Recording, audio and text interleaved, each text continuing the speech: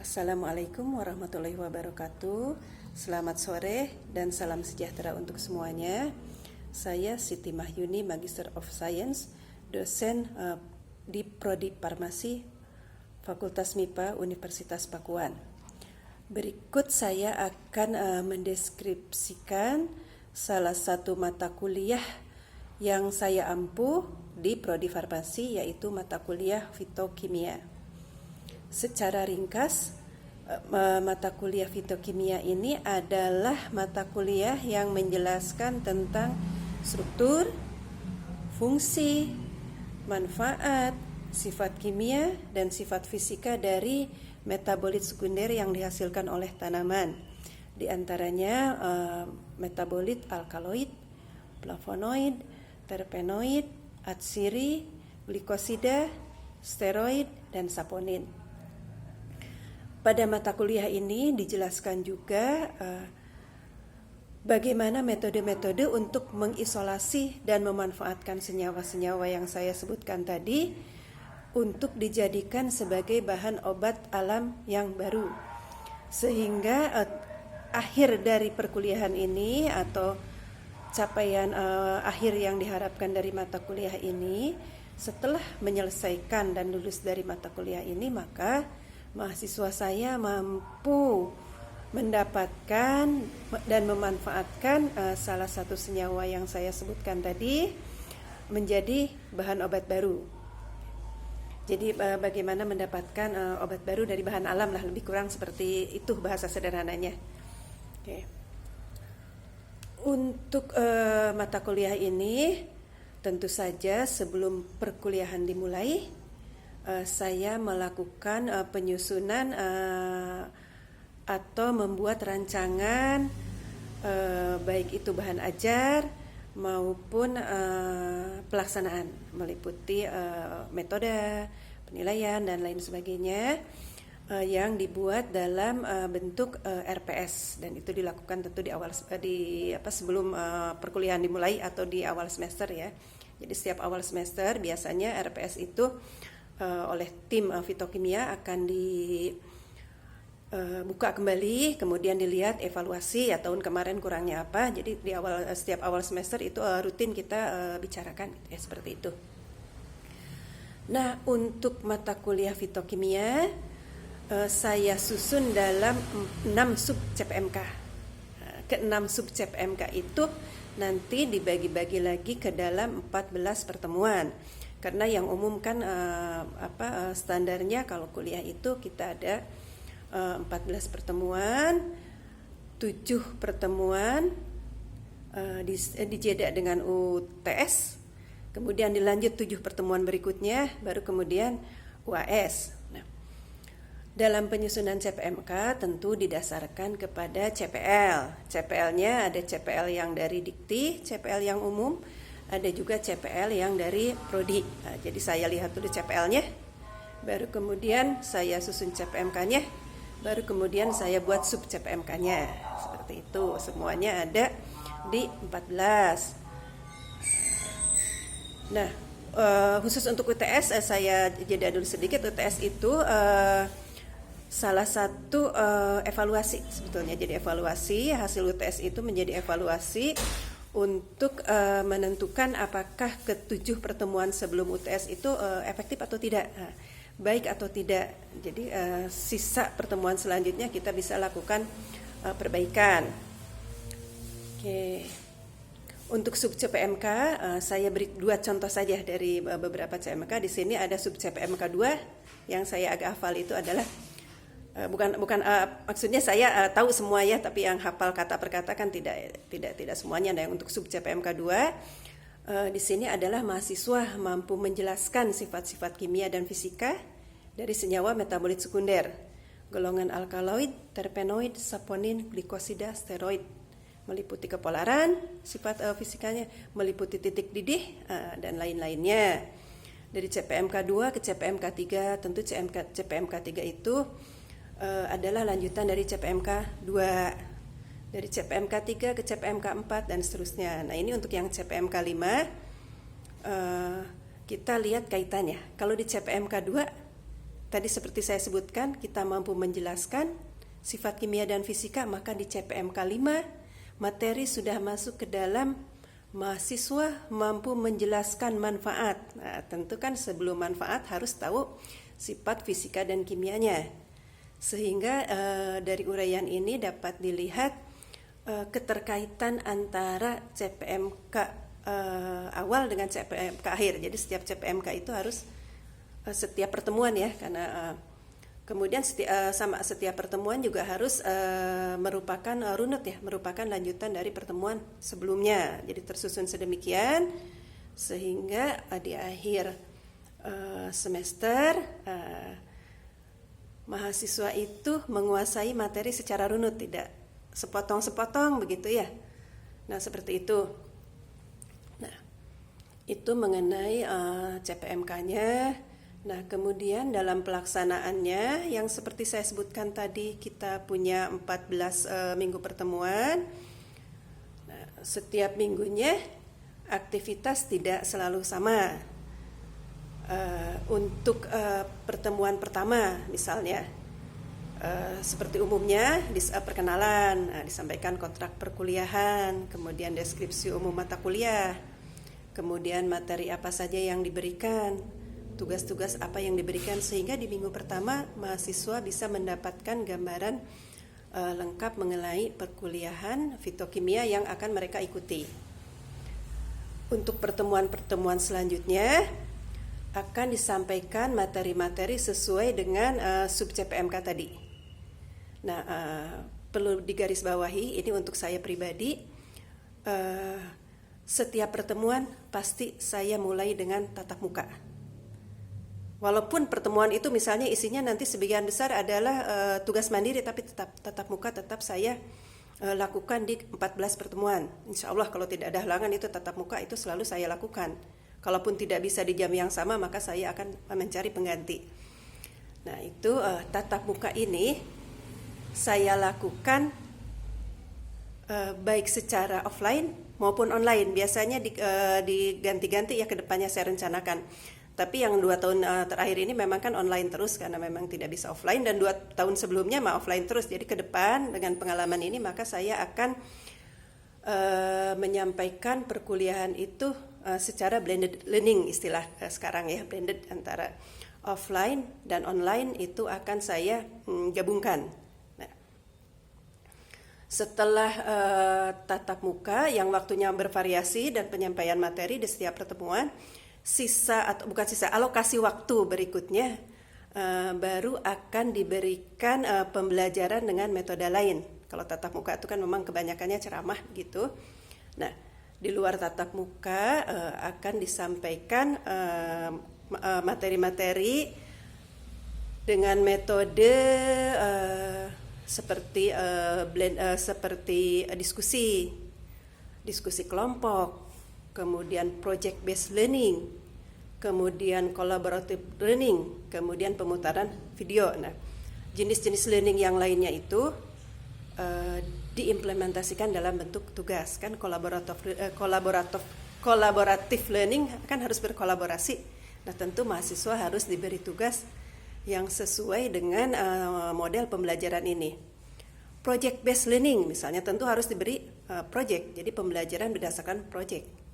Nah, jadi untuk penerapan berbagai sistem pengajaran seperti project based learning dan lain-lain, maka implementasinya dalam bentuk tugas. Untuk tugas yang saya berikan selama perkuliahan itu ada cukup beragam.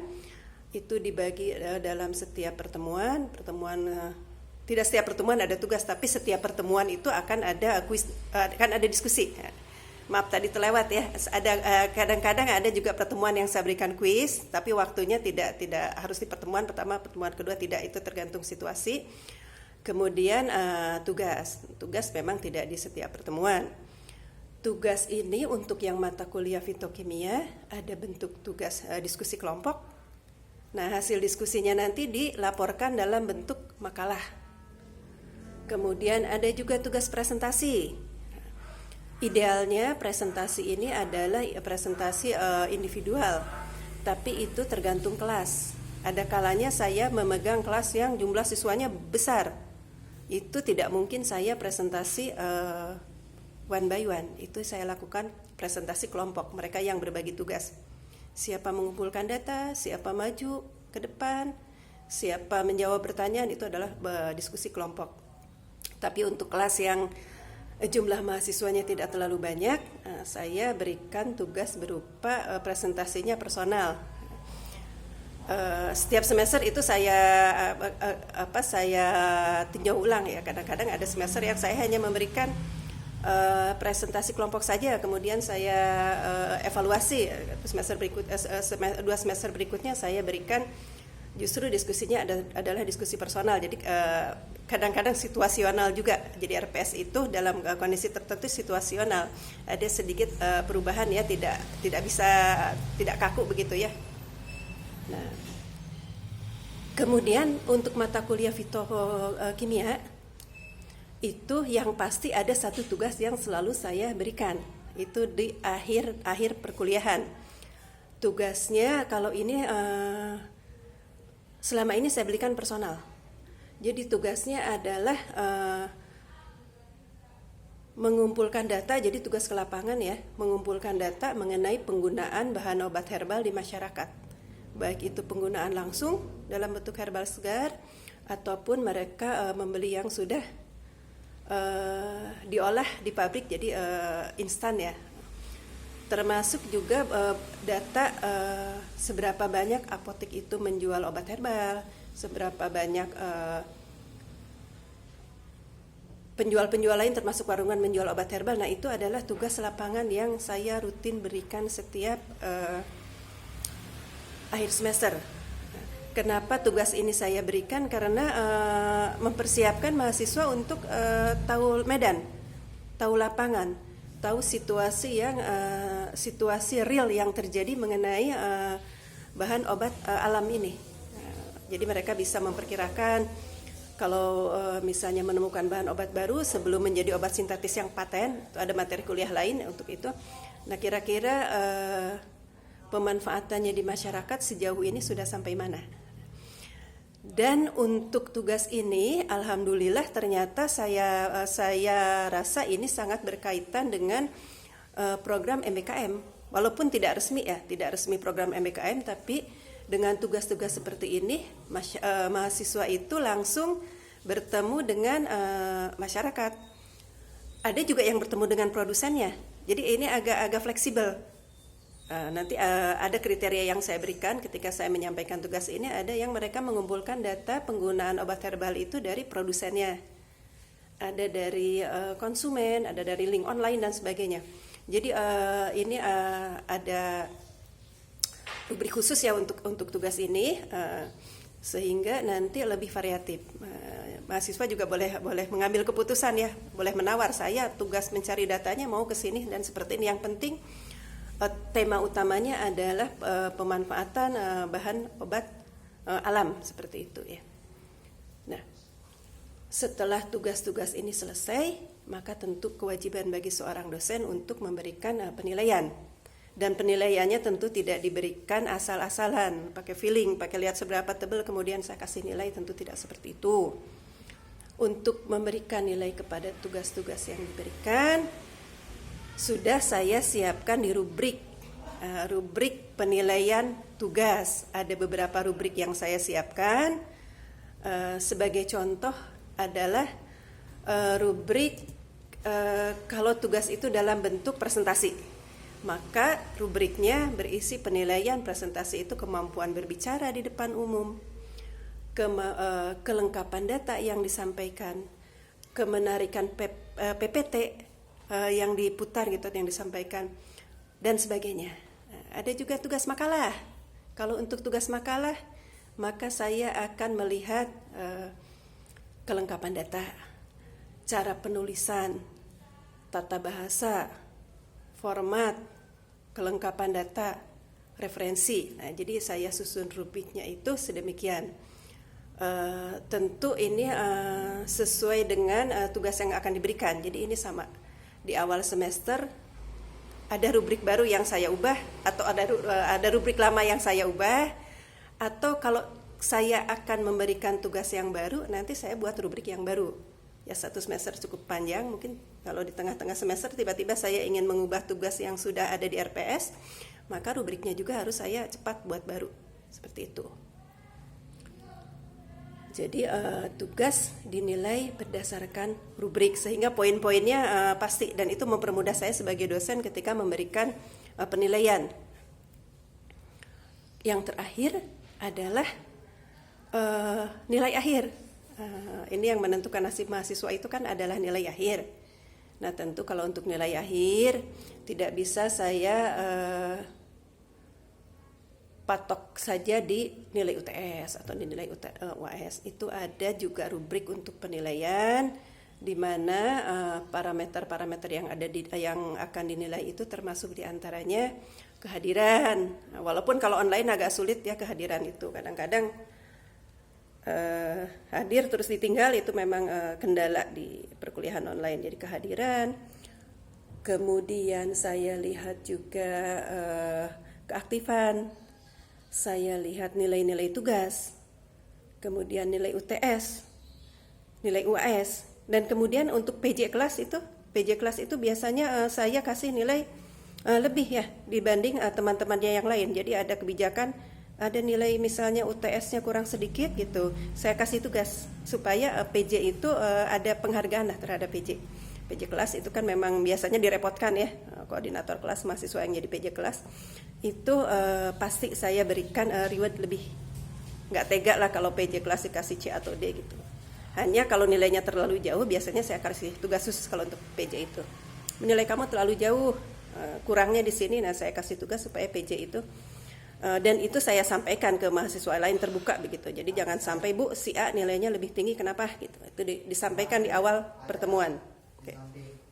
Nah, jadi secara keseluruhan untuk perkuliahan ini seperti yang saya sebutkan, kewajiban saya sebagai dosen adalah pertama menyusun RPS di awal semester. Nah, RPS ini nanti memuat CPMK, memuat metode dan teknik pembelajaran, memuat bagaimana evaluasi pembelajaran, memuat tugas-tugas yang akan diberikan, memuat terutama tujuan akhir yang kita harapkan. Seperti itu. Jadi RPS itu memang krusial ya. Tidak bisa satu perkuliahan berlangsung tanpa kita siapkan RPS-nya. Jadi demikian untuk salah satu perkuliahan saya, fitokimia. Untuk mata kuliah yang lain-lain pun saya buat sama. Nah, saya buat sama karena saya tidak hanya megang satu mata kuliah. Saya itu sebetulnya lebih lama di biokimia ya, tapi kebetulan ini yang saya upload itu adalah yang fitokimia. Demikian penjelasan saya mengenai mata kuliah fitokimia. Semoga ke depan saya bisa lebih memperbaiki pengajaran saya di mata kuliah ini dan mata kuliah lain-lainnya. Terima kasih atas perhatiannya. Selamat sore. Assalamualaikum warahmatullahi wabarakatuh.